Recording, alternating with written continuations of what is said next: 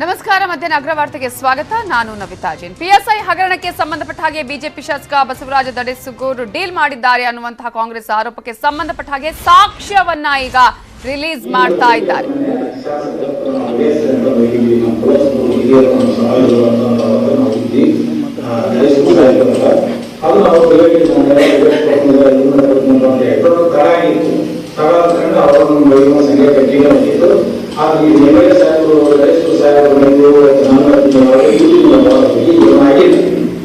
ಆದರೆ ಅವರು ಮಾಧ್ಯಮದಲ್ಲಿ ತಿಳಿಸಿ ಇದು ನನ್ನ ಅಂತ ಅವ್ರು ಯಾವುದೇ ದುಡ್ಡಿರುವಾಗಲಿ ಮನೆ ಶಾಸಕರು ಭಾಗಿಯಾಗಿರೋದಿಲ್ಲ.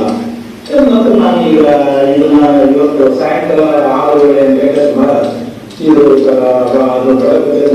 ಹಣದ ಬಗ್ಗೆ ನಾವು ಬಗ್ಗೆ ಈಗ ಫೋಟೋಗ್ರಾಫ್ ಯಾವುದೇ ದುಡ್ಡಿನ ವ್ಯವಹಾರ ಆಗಿಲ್ಲ ಅಂತ ಹೇಳ್ತಾರೆ. ಆದ್ರೆ ಸ್ವಲ್ಪ ಅದು ಝೂಮ್ ಮಾಡಿ ದಯವಿಟ್ಟು ಸರ್. ಈಗ ಅದೇ ಡ್ರೆಸ್ ಮೇಲೆ ಅವರು ಹೇಳಿದ್ದು ಏನು ಯಾವುದೇ ದುಡ್ಡಿನ ವ್ಯವಹಾರ ಆಗಿಲ್ಲ ಅಂತಂದು ಕೈಯಾಗಿ ಈಗ ಅವ್ರು ಚೀಲ ಹಿಡ್ಕೊಂಡ ಅದು ದುಡ್ಡಿನ ಚೀಲ ಅದು ಸ್ಪಷ್ಟವಾಗಿ ಕಟ್ಟು ಕಾಣ್ಕೊಂಡು ನೋಟಿನ ಕಟ್ಟು ಝೂಮ್ ಮಾಡಿ.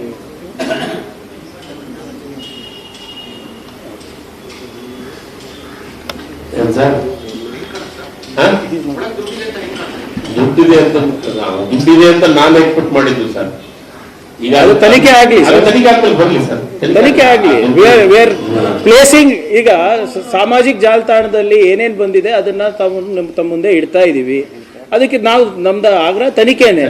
ಈಗ ಒಂದು ವಿಡಿಯೋ ಇದೆ, ಇದು ಬಿಫೋರ್ ಅಂಡ್ ಆಫ್ಟರ್ ಎಫೆಕ್ಟ್ಸ್. ನೀವು ಫಸ್ಟ್ ನೋಡಿದ್ದು ಆಫ್ಟರ್ ಎಫೆಕ್ಟ್ಸ್. ಅದಕ್ಕಿಂತ ಮುಂಚೆ ಏನ್ ನಡೆದಿದೆ ವಿಡಿಯೋ ಅದನ್ನು ಸ್ವಲ್ಪ ನೋಡ್ಬಿಡಿ.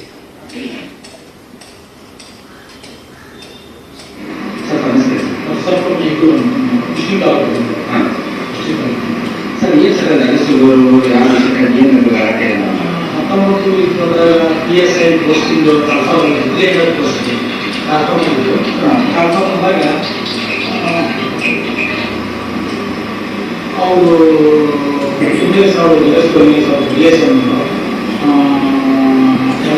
ಚೌಕಿ ಮತ್ತು ವಿಷಯ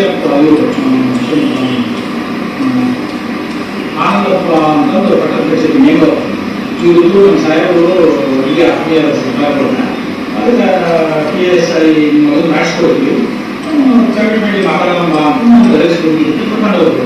ಅದಕ್ಕೆ ಆನಂದ ಸುಮ್ಮನೆ ನಮ್ಗೆ ಇದು ಮಾಡಬಾರ್ದು ಅಂತ ಹೇಳಿದೆ.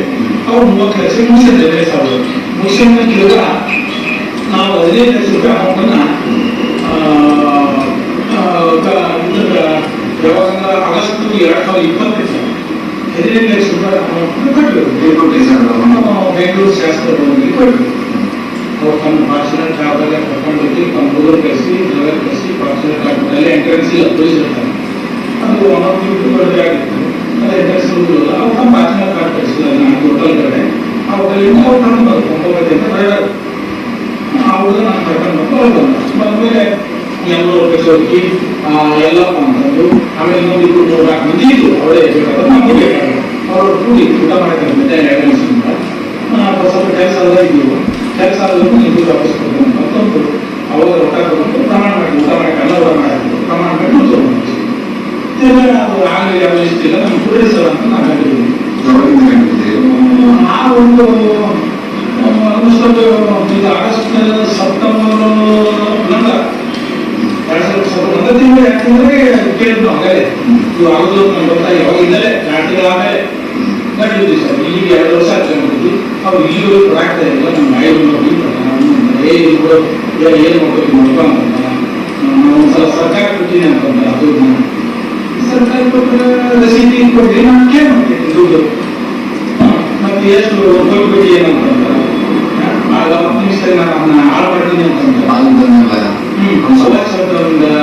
ಒಳ್ಳೆಯ ಲ್ಯಾಂಗ್ವೇಜ್ ಯೂಸ್ ಮಾಡ್ತಾರೆ. ಅದು ಕೇಳೋದು ಅಂತ ಒಂದು ಲ್ಯಾಂಗ್ವೇಜ್ ಯೂಸ್ ಮಾಡ್ತಾರೆ. ನಮಗೆ ಸಾಕಾಗಿ ತಿಳಿಸಿ ಗುಂಡಾಗಿರಿ ಮಾಡ್ಯಾರ. 26/9/2021 ಅಂತ ಇಂಡಿಯನ್ ಪೆಟ್ರೋಲ್ ಬ್ಯಾಂಕ್ ಪಾರ್ಟಿಯಿಂದ 2 ಕಿಲೋಮೀಟರ್ ಬೆಳಗ್ಗೆ ಮುಂಜಾನೆಯಿಂದ ನನ್ನ ಅಲ್ಲಿ ಕಾಟಿಗೆ ಕುದಿಸಿ ಅವ್ರ ಆಫೀಸ್ ಬಿಜೆಪಿ ಕುದಿಸಿ ತಿರ್ಗಾ ರಾತ್ರಿ 7 ಗಂಟೆ 45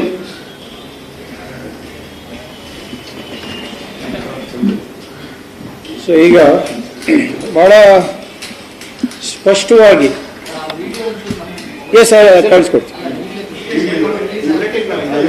ನಮ್ಮ ಡಿಮಾಂಡನ್ನು ಕೇಳ್ಬಿಡಿ.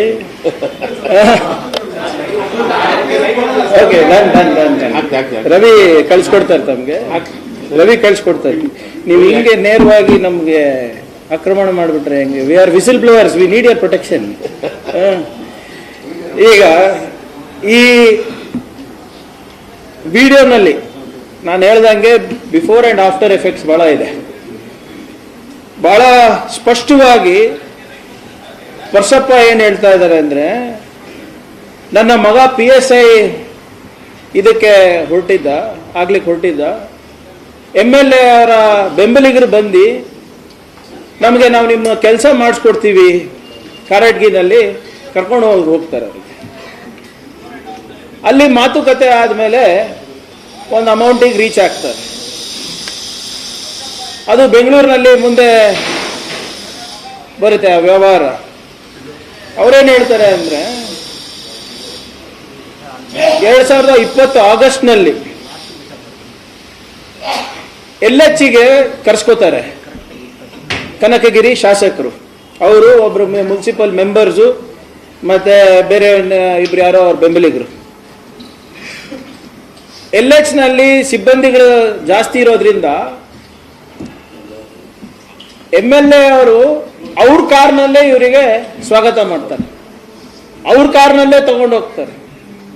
ಕರ್ಕೊಂಡೋಗಿ ಊಟ ಗೀಟ ಮಾಡಿಸಿ, ನಮ್ಮ ಕಡೆ ಹೇಳ್ತಾರೆ ಸರ್ ಬಲಿಕಾ ಬಕ್ರ ಅಂತ, ಯಾವಾಗಲೂ ಅದು ಇದು ಮಾಡೋದಕ್ಕಿಂತ ಮುಂಚೆ ಸ್ವಲ್ಪ ಚೆನ್ನಾಗಿ ತಿನ್ನಿಸ್ತಾರೆ ಅನ್ಸುತ್ತೆ.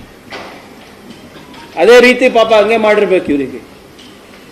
ಕರ್ಕೊಂಡು ಹೋಗ್ಬಿಟ್ಟು ಅವ್ರದೇ ಫಾರ್ಚುನರ್ ಕಾರ್ನಲ್ಲಿ ವ್ಯವಹಾರ ಮಾತಾಡ್ಬಿಟ್ಟು 30 ಲಕ್ಷಕ್ಕೆ ಫಿಕ್ಸ್ ಆಗ್ತದೆ ಅಂತ ಅವರೇ ಹೇಳ್ತಾರೆ. ನೀವು ಇದನ್ನ ಆ ಮೊದಲನೇ ಆಡಿಯೋ ಕ್ಲಿಪ್ ಏನು ರಿಲೀಸ್ ಆಯ್ತಲ್ಲ, ಅದಕ್ಕೆ ಹೋಲಿಕೆ ಮಾಡಿದ್ರೆ ನಿಮಗೆ 1+1 2 ಅಂತ ಗೊತ್ತಾಗುತ್ತೆ. ಅವರು 30 ಲಕ್ಷಕ್ಕೆ ಫಿಕ್ಸ್ ಆದಮೇಲೆ 15 ಲಕ್ಷ ಫಸ್ಟ್ ಇನ್ಸ್ಟಾಲ್ಮೆಂಟ್ ಅನ್ನ ಕೊಡ್ತಾರೆ ಅಡ್ವಾನ್ಸ್ ಆಗಿ. ನಾವು ಯಾವಾಗಲೂ ಹೇಳ್ತಾ ಇದ್ವಿ ವಿಧಾನಸೌಧ ಈಗ ವ್ಯಾಪಾರ ಸೌಧ ಆಗಿದೆ ಅಂತ. ಶಾಸಕರ ಭವನ್ನಲ್ಲೇ ಕೂತ್ಬಿಟ್ಟು ಡೀಲ್ ಮಾಡ್ತಾರೆ ಅಂದ್ರೆ ಎಷ್ಟು ನಾಚಿಕೆಯ ವಿಷಯ ಅದು. ವಿಧಾನಸೌಧ ಎದುರುಗಡೆನೆ ಡೀಲ್ ಮಾಡ್ತಾ ಇದಾರಲ್ಲ, ಅಂದ್ರೆ ವಿಧಾನಸೌಧ ವ್ಯಾಪಾರ ಸೌಧ ಆಗಿಲ್ವಾ ಈಗ? ಆಮೇಲೆ ಕೇಳಿದ್ರೆ ಏನಪ್ಪ ಹೀಗೆ ಮಾಡ್ತಾ ಇದ್ದೀರಾ, ಕೆಲಸ ಯಾಕೆ ಮಾಡ್ಕೊಡ್ತಾ ಇಲ್ಲ ಶಾಸಕರೇ ಅಂತ ಕೇಳಿದಾಗ, ನಾನು ಸರ್ಕಾರಕ್ಕೆ ಕೊಟ್ಟಿದ್ದೀರಿ ಅಂತ ಹೇಳ್ತಾರೆ. ಸರ್ಕಾರಕ್ಕೆ ಕೊಟ್ಟಿದ್ರೆ ಯಾರಿಗೆ ಕೊಟ್ರಿ? ಅವಾಗಿನ ಹೋಮ್ ಮಿನಿಸ್ಟರ್ ಯಾರಿದ್ರು? ಅವಾಗಿನ ಅಧಿಕಾರಿಗಳು ಯಾರಿದ್ರು? ಸರ್ಕಾರಕ್ಕೆ ಕೊಟ್ಟಿದ್ದೀರಾ ಅಂದ್ರೆ ವಿಧಾನಸೌಧಕ್ಕೆ ತಾನೇ ಹೋಗ್ಬೇಕು. Who is it? ಯಾರ ಪರವಾಗಿ ನೀವು ಕೆಲಸ ಮಾಡ್ತಾ ಇದ್ರಿ?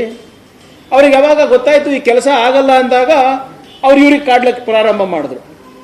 MLAಗೆ ನಮ್ಮ ದುಡ್ಡು ವಾಪಸ್ ಕೊಡಿ ಅಂತ. ಅವ್ರು ವಾಪಸ್ ಕೊಡ್ಲಾರ್ದ ಕಾರಣ ಇವತ್ತು ಇಷ್ಟೆಲ್ಲ ಹಗರಣಗಳು ಹೊರಗೆ ಬಂದಿರೋದು ಇವತ್ತು.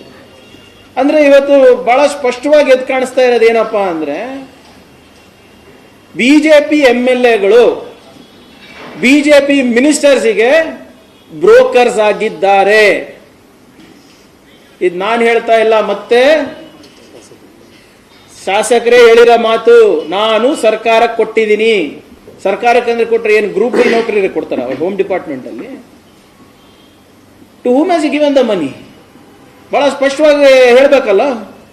ಇದು ಹೆಂಗಪ್ಪ ಬಿಜೆಪಿಯವರು ಭಾರತೀಯ ಜನತಾ ಪಕ್ಷದಿಂದ ಭ್ರಷ್ಟ ಜನತಾ ಪಕ್ಷಕ್ಕೆ ಪರಿವರ್ತನೆ ಆಗಿದೆ ಕರ್ನಾಟಕದಲ್ಲಿ.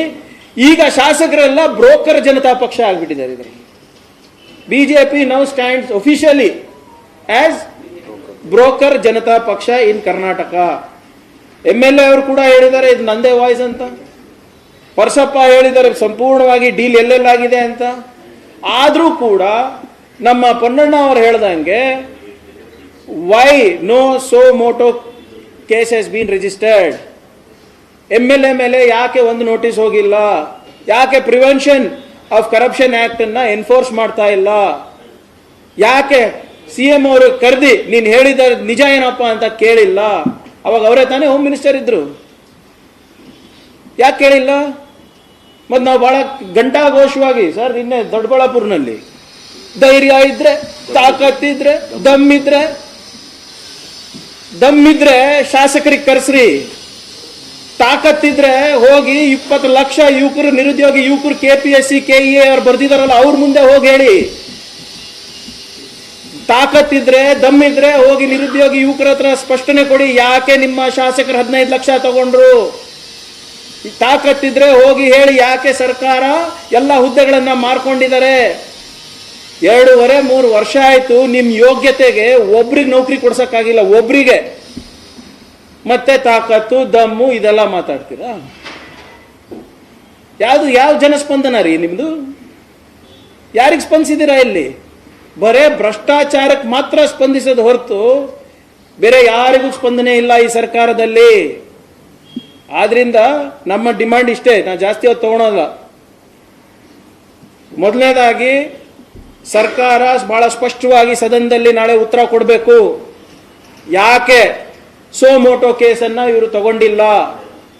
ACB ವಿಸರ್ಜನೆ ಮಾಡಿದಾಗ ಏನೇನು ಹೇಳಿದ್ರು ಸರ್? ಲೋಕಾಯುಕ್ತ, ನಾವು ಪ್ರಾಮಾಣಿಕರು, ನಮ್ಮ ಟೈಮ್ನಲ್ಲಿ IPS